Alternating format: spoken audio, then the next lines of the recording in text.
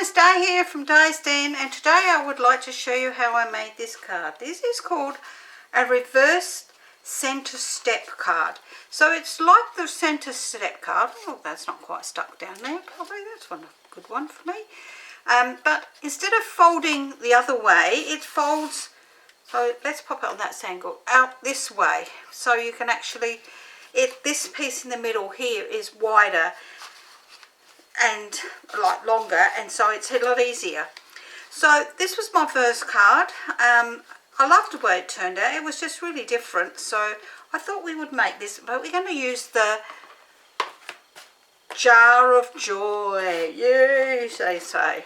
Okay, so now I've done my jars, but I will actually show you how I made them. So let me pop that card down there for now, and I can show you what we're using. So we're using the jar of joys. We're going to make the jar, and we're using the gingerbread man there, and the wishing you the sweetest Christmas here, and across the front I think I've got sending a jar full of cheer. Okay, so I'm going to be stamping my inside with pecan pie. I'm not going to show you how I stamped the jars, but I'll show you how I stamped them, but I didn't bring the real red over, so I'm not going to show you how I did that piece. I can stamp that bit at another time.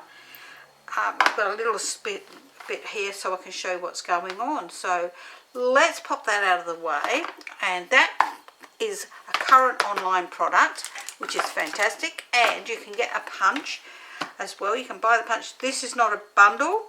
This punch goes with the other jar set, which is in, I'm not sure if it's in the catalogue or online as well, but you can buy both sets. I have got both sets, but I didn't bring the other one over. So let's pop that out of the way and show you what you need. Okay, so I'm basing my card on a card that I made with my friend Frances a couple of weeks back now, and I thought it was just lovely, so I thought I would do one in a similar style. So our main piece is 8 1/4 by 5 7/8, and then our layers are as such. Let's move all these out of the way. I could have stuck some of these down as I went, I know, and I didn't. So our centerpiece is 4 by 3 5/8 with our piece that goes on top, and design series paper 3 7/8 by 3 1/2. Then for my side pieces, you'll need 2 pieces of card that measure 7/8 by 3 inches, and then 2 pieces of designer series paper that measure 3/4 of an inch by 2 7/8 inch. Then for the little bits on the bottom that go underneath, you'll need 2 pieces of your layer, which measures 7/8 by 7/8, and 2 pieces of designer series paper that measure 3/4 by 3/4. For my insert, you'll need a layer that measures 3 inches by 5 3/4, and then your white piece for writing on, which measures 2 7/8 by 5 5/8. So I've already stamped my circle, which this circle is a 2 1/8 circle. So about a 2-inch circle will be fantastic for that. And then I've done my 2 jars for the front of my card. So with my saying, I actually stamped and embossed with red. So I hope that you like that. So what I'm going to do first is I'm going to show you how we cut this card and make this, and then at the end I will show you how to make the jar. So we're going to bring in our trimmer, and I'm going to stand up for this because I find it really hard to do this sitting down. Okay, let's move that out of the way so I don't get it in the way. And we're going to bring in our trimmer, and we're going to bring in our piece of card, and we're going to put it on the short side, and we're going to line it up at the 1-inch mark on this side, or you can line it up the 1 inch on the other side if you find it easier. And then we're going to bring our cutting blade down to the 1 inch mark before pushing that down flat. And then we're going to cut this all the way down to the 5 1/8 of an inch mark, like so. So then I'm going to actually, oh, that looks a bit rough, doesn't it? I'm going to then bring this over to the 1 inch mark on the other side, and I'm going to pop that down because that's at the 5 1/8 mark, and I'm going to cut back up to the 1 inch mark, like so. So because my blade looked a bit yucky on that side, I'm actually going to just rub that with my emery board. I don't know why it is, because that's a brand new blade. Okay, maybe it's just this particular card. So then we don't want that scoreboard in that one anymore, and we want to bring in our other scoreboard. So we're now going to score this at wherever my scoring tool is. Here we are. So we're going to use a small one, and we're going to score this at 1 inch down to that cut line. So there's that cut line. So we score it down to there, and then again at 2 inches, and then again at the 5 1/8 of an inch. Now I'm going to turn this over, and I'm going to score this again at the 1 inch down to that score line, 2 inches, and 5 1/8 of an inch. Then I'm going to turn it back, and I'm going to redo those ones just there. I just find that easier, but that's just me.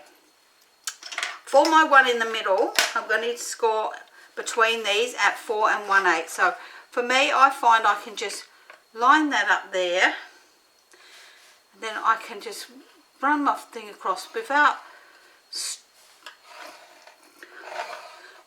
going on the rest of it, and just score across at that 4 1/8 mark, right across there between the score lines. Okay, so once we've done that, we can pop that down out of the way, and we can fold and burnish this.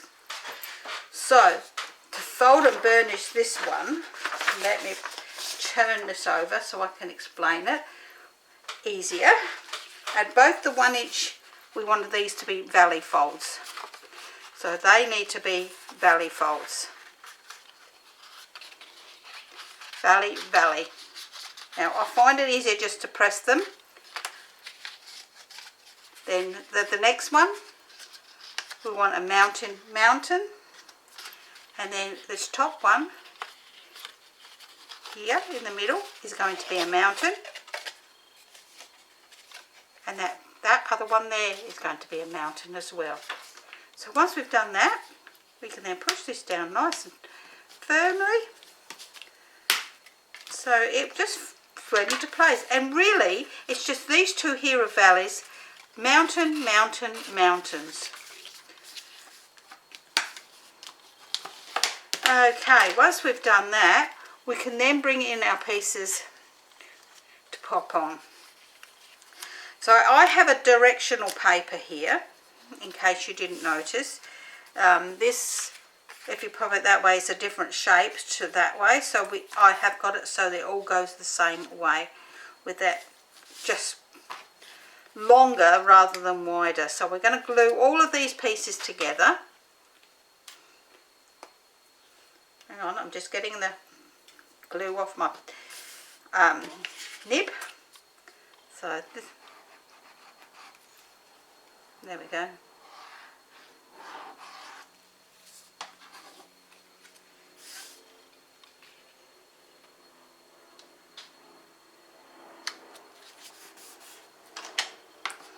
So I just glue all of these bits together to start off with. Now, as I say, I could have done half of these. I could have done these little ones beforehand, but I didn't even give them a thought when I was preparing this, because this room here where I do my crafting and my recording is actually part of my husband's gym as well. He was out here on his gym equipment, He's not today, I'll tell you that now, because otherwise you wouldn't be able to hear me, because he has his music really on so that he can concentrate on what he's doing. So, and I just wanted to get them cut out and out of the way, ready to do this. So, okie dokie. My phone is binging like crazy, I don't know why.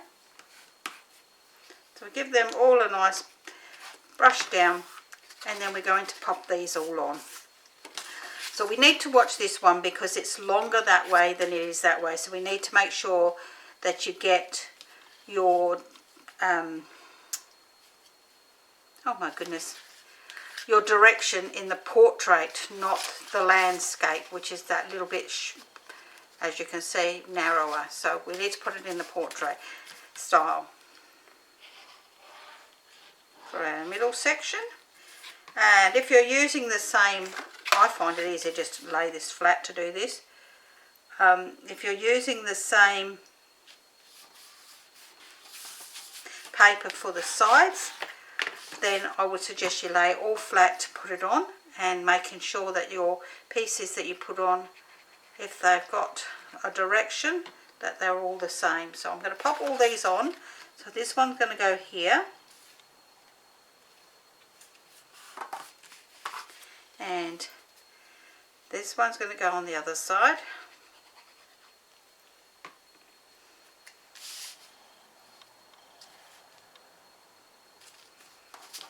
And these two little bits, which I do have to watch because of being so small, need to go in this bottom square. So they need to go in that bottom square, not the next one up.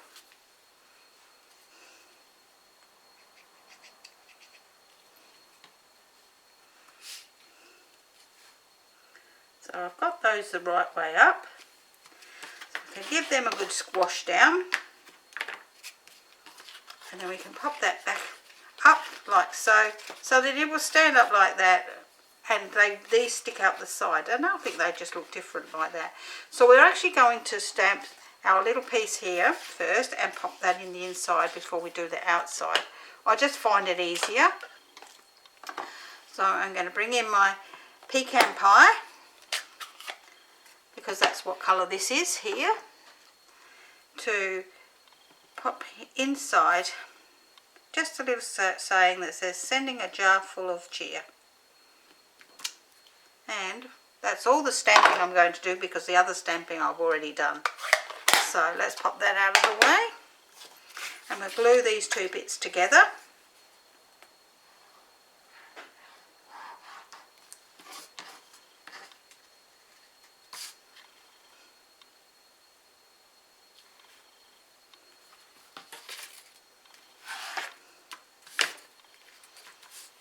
I know you could put more on the inside if you wanted to, but I just think it's enough. It is enough for me anyway. And then that one can go on the inside of the card, like so. So you've got your nice little writing panel in there like that. So what we're going to do next is we're going to pop on our jars and our saying on the front. So I'm going to put mine about like that. So I'm going to lay these flat, and this will go up on dimensionals. So I will work out which way these are going to go. So I'll pop that one over there.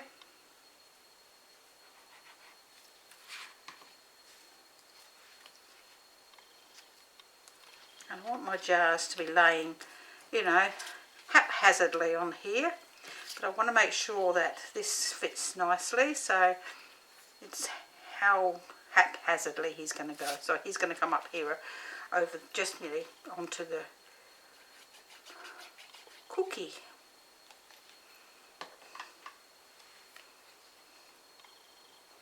Like so. And then we're going to pop this up onto some dimensionals just here. So let's pop my pin in my glue and find my dimensionals. There we go.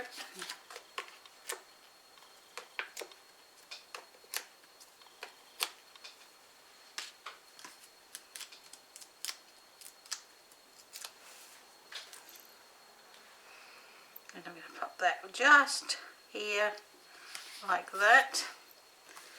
And then I have these peppermint red, real red and white adhesive backed peppermints. That's what they're called. And I think they just go perfectly with this, so we will pop these onto our card. I'm going to use the big ones because of the fact there is so much room on this card still. And I'm going to put in more than 3. I'm going to put a couple of the medium-sized ones on here as well. So I just think that that's enough. It's got 5 on it. As I like an odd number, that's just me. So let me just show you before we finish up how I made my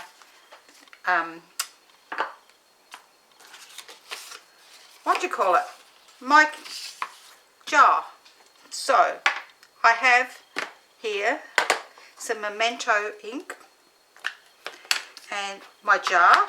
So I will pop my jar, just that bit of card looks a bit yucky on that side, so let's turn it over. This is just a bit of scrap, so, but it's good because I can actually then use this jar another time. So I've got my jar and I need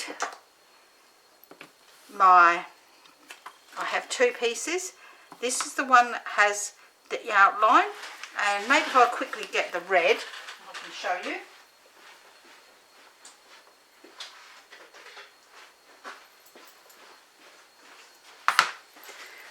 That's better. I put it away after I used it last, instead of putting it with the stuff ready.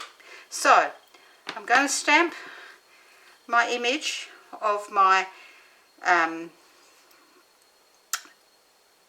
cookie, well, all of the cookies on here, and I'm going to stamp that so that it's in between the lines like so, and you can see that it's just in between these lines on the side.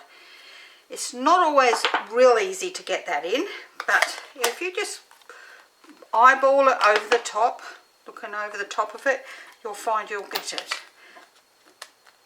Then with my real red, I have the outline pieces. For me, the easiest way is you can see just on there, there's a, let's see if I can do it better that way. No, it's on the top. His bow tie. So I find lining up his bow tie and then his buttons, the other pieces then seem to be in the right spot. So then I can just slowly pop it down. And we've got his bow tie and his buttons and all the other bits are all in the right place.